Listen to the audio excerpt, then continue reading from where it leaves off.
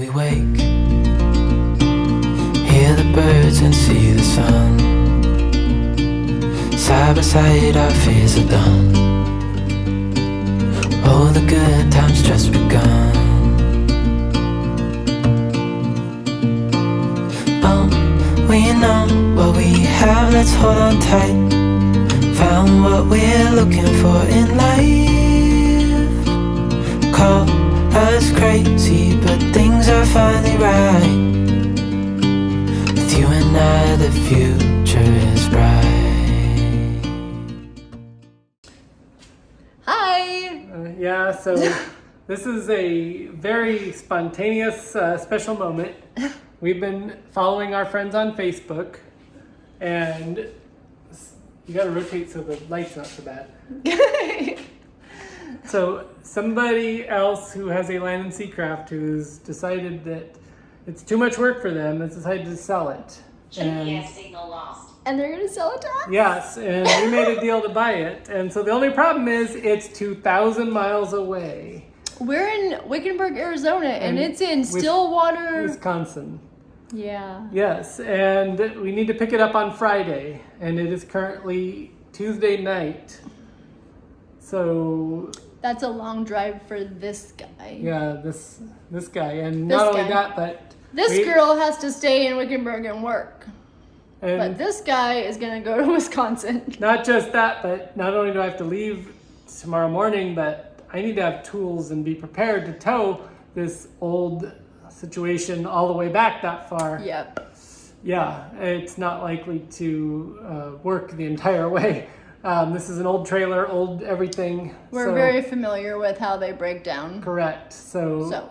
Yeah, so we got to figure out how to get this thing back. And so the adventure. He's gonna be gone for more than a week. Yep, it's real exciting. But we're so excited. We are excited. We got another one. What are we going to do with it? We don't even know. I don't even know, but we're gonna have 2 of them. So I am trying to think of everything you could need if you're going to travel across the country and pick up a land and sea.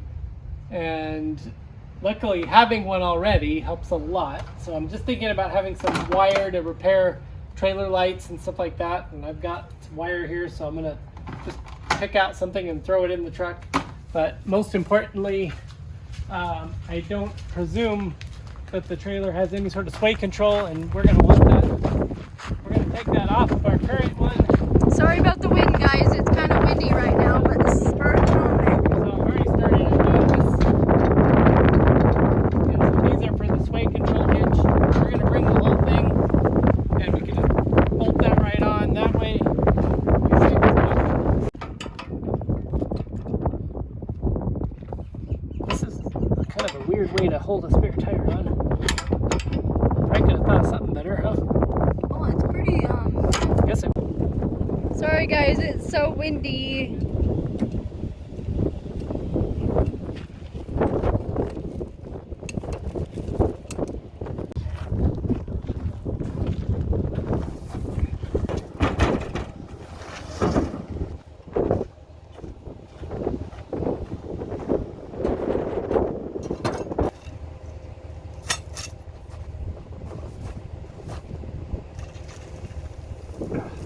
You need help? No, it's, I know. It's so heavy. I got it.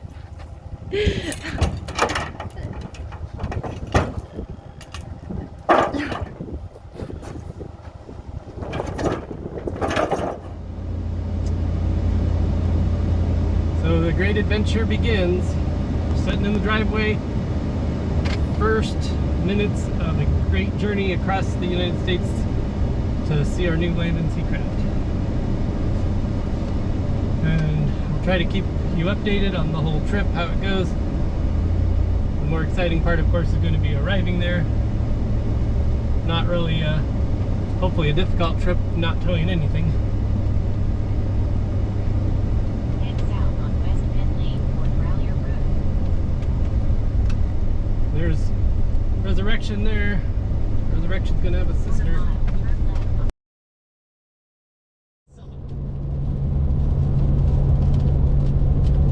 Alright, so first casualty you're about to see hasn't rained in 5 months. The windshield wiper disintegrated on the first pass. So what happens when you live in Arizona, it never rains. And going across the country, it's definitely going to be raining, so I have to sort out the windshield wiper, at least on the driver's side. The windshield wiper is working perfectly, but yeah, that's pretty gone. Flapping in the wind.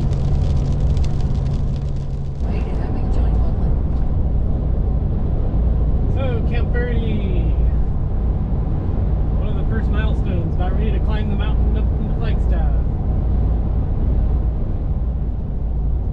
So, finally coming into Flagstaff. Intersection with I-40. Coming up in 2 miles. Surprisingly cloudy, rainy day. Use the right 2 lanes to take exit 348 on I-40 east toward Albuquerque. So we're gonna drive straight into Flagstaff this time because with the windshield wipers completely shredded, the driver's side's starting to go too now. If I remember correctly, there is both an AutoZone and an O'Reilly's right off the freeway in town. So we're gonna roll right into town. Hope we can hit an auto parts store. It's the middle of the week, middle of the day, so it should be a great opportunity to solve our windshield wiper problem before we get more rain later on in the trip. So that's the plan.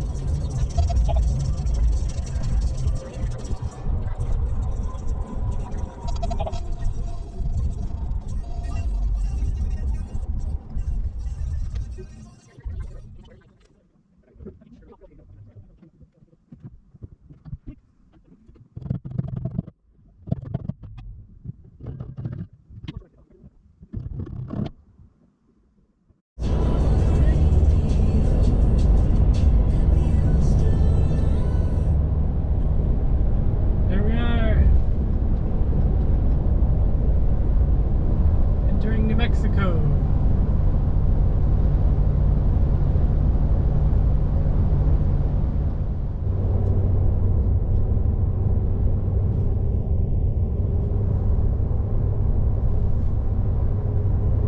So in New Mexico, coming into Gallup, and this truck has much longer range when it's not towing than I do as far as my bladder or my stomach goes.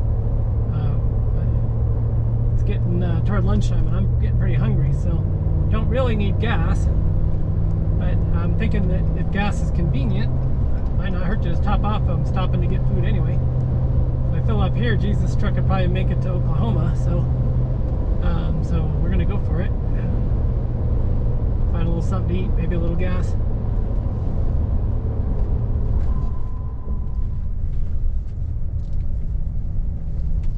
Might as well top it off.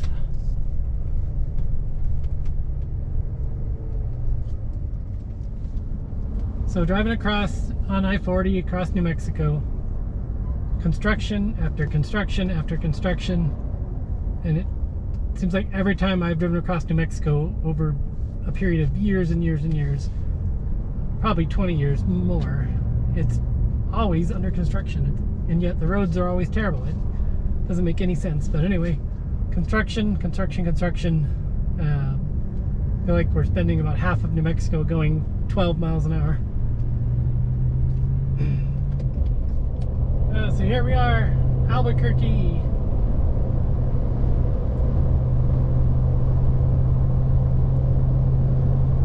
Which means we're barely a quarter of the way, or just past a quarter of the way, but it's progress.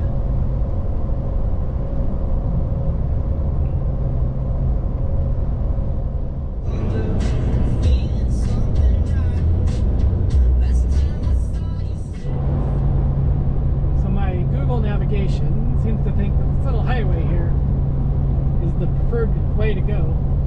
This is taking us up to the north, and I think the idea is to get north of the I-40 and work our way up. I'm not sure, I haven't looked at real hard at even the route. I'm kind of trusting Google, but getting up toward I-35, I believe, and then head up through Kansas. So we'll get to really see some of the Great Plains on this trip for sure, it looks like. I've never actually been to Kansas, so that's the direction we're headed.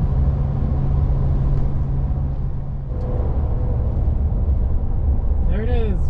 Welcome to Texas. sure where we're going to come through at, but we just went north, heading northeast, and so we're cutting the corner of Texas here. And we actually are just passing 700 miles on the trip, and the whole trip is a little over 1,700 miles, which means that we have just a little over 1,000 miles left to go. And that also means that halfway would be about 850 miles. So I'll probably hang in there today pretty close to that mark. I got started a little later today. Tomorrow I'll get started earlier, and but then again, the further east we go, the slower the driving will probably be. So but that's also okay, because we're not meeting up to get the boat tomorrow anyway. It's the day after tomorrow in the morning. So if we're an hour out from, on Friday morning, it's not a big deal either. So tomorrow shouldn't be a stressful day. So anyway, yeah, the far northern part of Texas, and headed toward Kansas, I believe.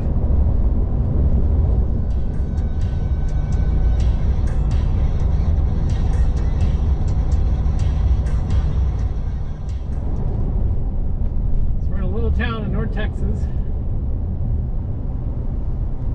and since we're headed east and north, or well, not north is a little less relevant, but since we're heading east so far, it's getting dark earlier. It still would be very sunny back home, and the local time is 2 hours later already.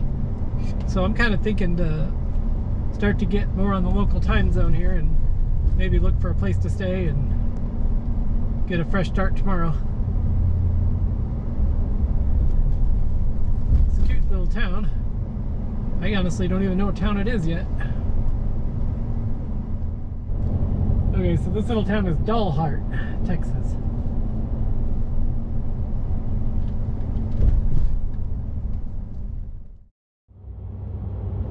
Okay, morning update. Just pulling out of Dalhart, Texas. So the Sands Motel was the highest rated budget motel in town on Google, and I can concur with the rating, because it was a nice room, refrigerator, coffee, clean, nice bed, nice bedding, all that. Comically low shower head and old decor. The tile looks like it's from the 70s, so it's kind of a weird combination, but I think they made good choices on the hotel. So if anyone's ever traveling through Texas, that it's not a terrible place. So yeah, we stopped a little earlier maybe than I'd like yesterday, but I think it was just literally the time change and how it got dark earlier.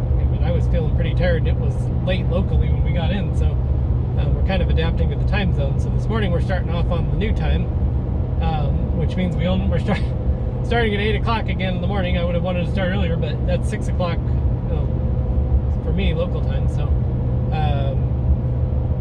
so anyway, on the road at 8 local time, we have to where the boat's at, we have 977 miles. The plan today is not to get all the way there necessarily, just to get close enough that we can schedule an appointment for tomorrow morning to meet the guys and do the deal on the boat. So ideally within a couple hours of that location would be our goal today. So that makes it for a long day. And as you can see, it's looking like the Great Plains out there. Farm fields, flat, grain silos. We're headed for Kansas, and we're going all the way across Kansas. So that's what we're going to see all day, I think, is this picture right here. So we got like 300 miles on this highway we're on. So off we go. Welcome to Oklahoma.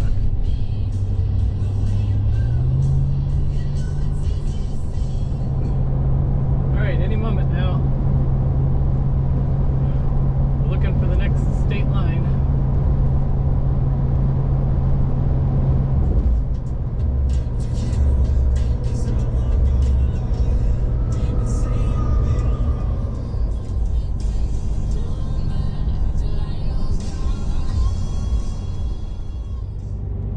So midday update, we are cruising through Goddard, Kansas, which is a suburb of Wichita. We're only think about 5 or 6 miles from the center of Wichita. And we have traveled over 1,000 miles now, and we have, oh geez, I'm not looking at the thing, but we're in the 700 range now. I mean, the totals, it makes sense, right? Total 1,700. We're in the 700 range on the distance to go, and we're under 10 hours, about 9 hours of driving left. So doing all right. Kansas is just like, if you haven't been to Kansas, just like your picture, that's my take on it. A lot of small towns and trains and farm fields and kind of a, I don't know, peaceful place, really, a charming place in a lot of ways. I think it's kind of nice here. A little bit boring place to live, probably, kind of boring place to travel through. But anyway, that's the update. Getting pretty sick of driving. The wind continues to whip like crazy. You can see in the video the trees are all going crazy. It's good news is that the wind is supposed to calm down for the return trip, so keep our fingers crossed that the forecast holds true.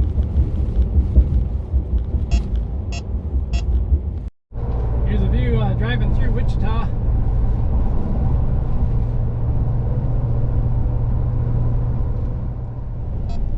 We're at one of these little toll road service areas, and I noticed that the gas prices aren't too bad, and we haven't filled up all day. We haven't filled up since yesterday, so I've been going about 8 hours on this one tank, so I'm doing real good on range, but you need to eventually get some fuel, and so trying to see if the price is the same here. Well, if it's too much, we'll just go to the next place. But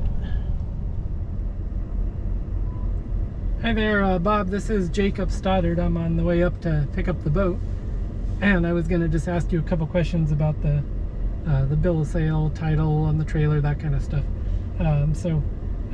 I'll be driving, so I'll do my best to answer the phone, but give me a call back or I'll try you again soon. Thank you.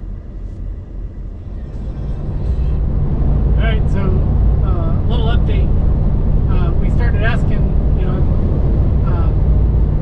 just to make sure that they have the titles ready to go for the boat. And so Chuck's saying, well, I don't have a title, I just have a bill of sale. And so then, we did a little double checking. Well, in our state, the way you register it is, the registration for the boat is the actual, proof of ownership. And so we checked it out in Wisconsin. It's the same thing.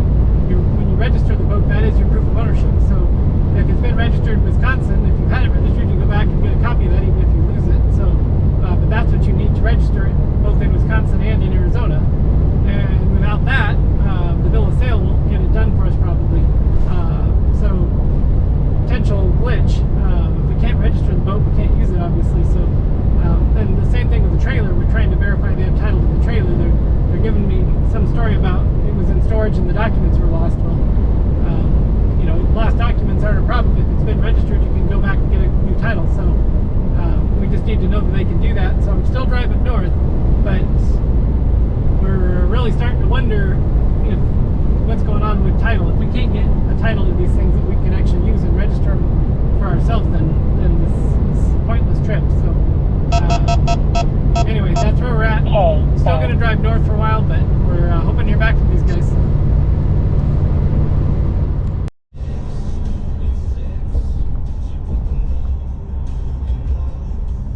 We just entered Missouri. We just left Kansas City. Speed limit has dropped again to 55 now. The further east you go, the slower the speed limits get, I'll tell you. And the older and curvier the roads get.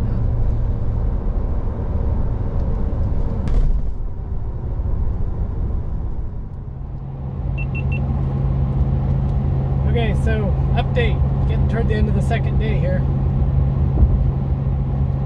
Spent probably 30 minutes going the wrong way, completely lost because of the other issue I was dealing with, and that is that we're finding out now that I'm this far into the trip that the owner of the boat has not clean title to the trailer or the boat.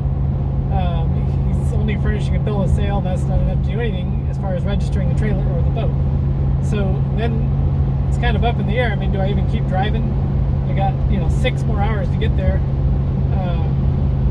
I've already driven almost 2 full days. So do you keep driving or do you it's a hard decision. But anyway, here's what we're thinking is it does explain why the price is so cheap, because it is a cheap price that they're asking for the boat.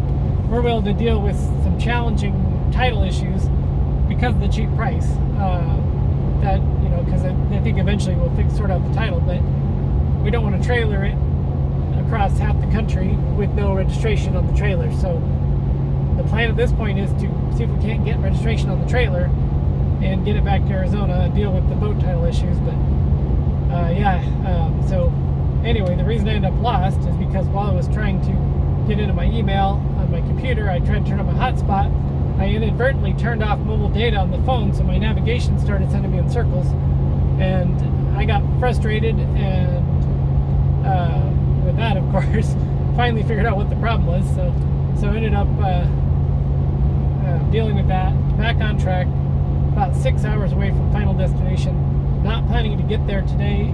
Like I said earlier, being within a couple hours is fine. So that means today just, I think ideally getting 3 hours more today would be good. But we just got through, Kansas City, and we're skirting the edge of Missouri. We're actually in Missouri still, and we're headed toward Iowa, and specifically toward Des Moines, Iowa. So that's the course we're on, and probably somewhere toward Des Moines is where we're going to start looking for a hotel room, and then do the rest in the morning and see what happens with this boat. There is a good chance we won't come home with it, but it's quite an adventure to go see it, that's for sure. Welcome to Iowa side.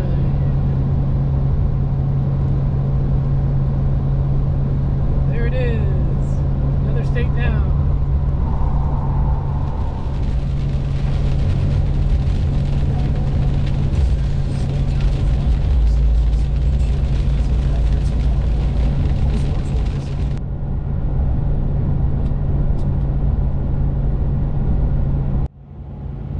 So, evening update, still driving. We are just about coming up on Des Moines, Iowa, and we are officially about 4 hours from final destination, and we have traveled nearly 1,500 miles,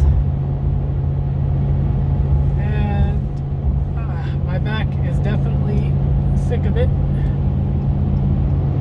So the plan is for me anyway, I'm going to try to get a little past Des Moines. I'm not sure what the hotel options are like after that, but the further I go, the less early I have to get up, because we're going to drive the rest of the way in the morning. So we're going to see how much longer we can hang in there, but almost getting too dark to film. So that's why I'm doing the update now, and then check in right before, or check in after we get a hotel probably. So making progress a little later than we wanted because it got lost earlier and when the navigation went screwy. So oh well, hanging in there. Okay, so getting close, getting very close. Looking at the log of the trip, we've already covered now 1,720 miles. We're about entering our 8th state, which is Minnesota.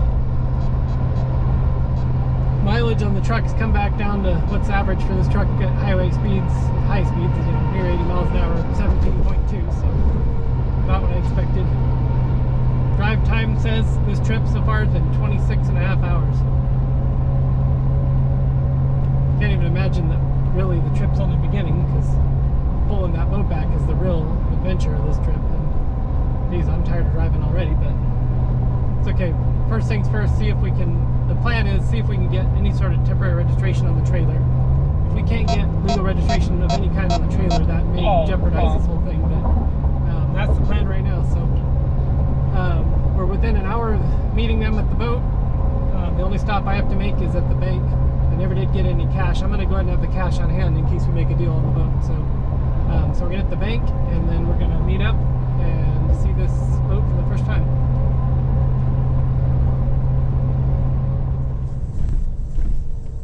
Okay, there it is, Chase Bank. Last stop for the boat.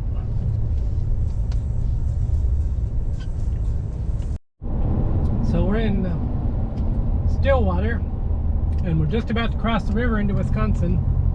Instructions I have is to take the first exit across the river and head east. Although, see, we're currently headed east, so I'm not sure how that works. I don't know. We'll take the first exit. We'll see if we can figure out where we are. We might have to call Chuck and get verbal instructions on where to go from there, but we're getting closer.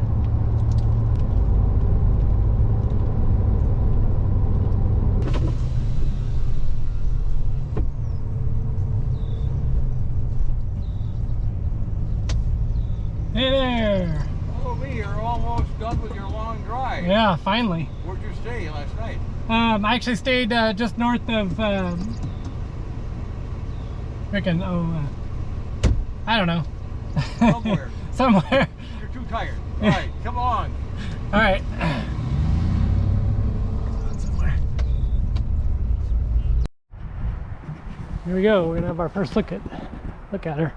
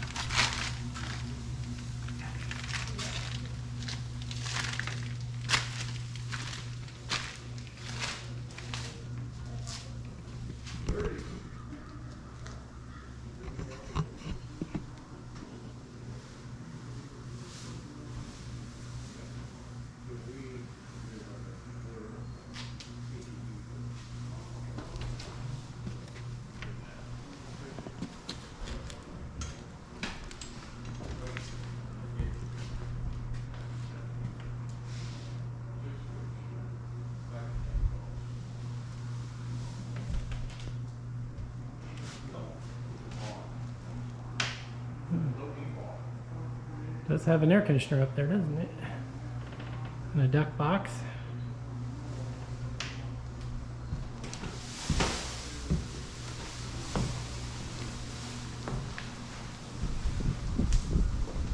Watch the ceiling height in here.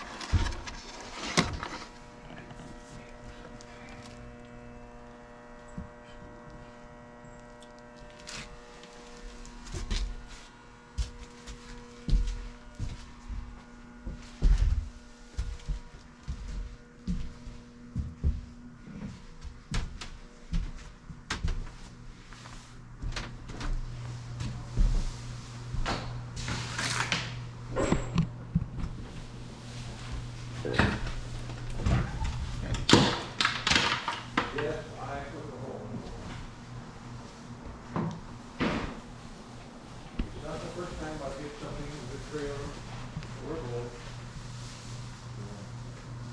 I admit it.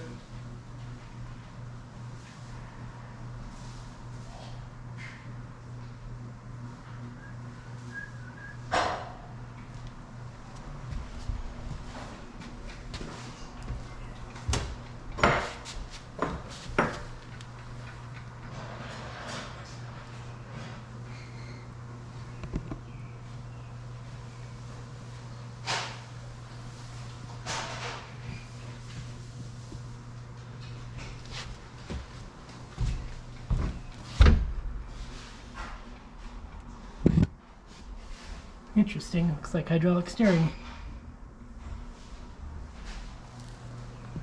This is a mess and a half.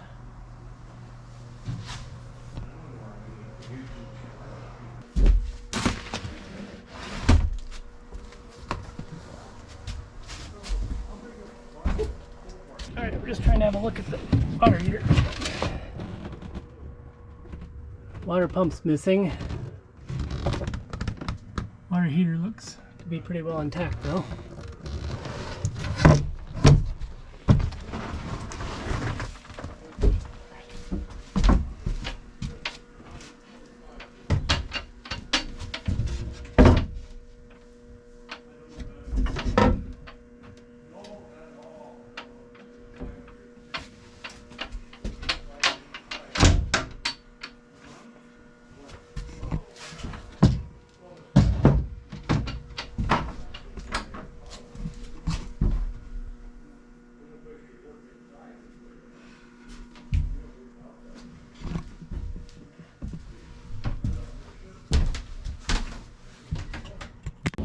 Okay, so update. I'm just leaving FedEx office where I have printed out 2 generic bill of sale pages because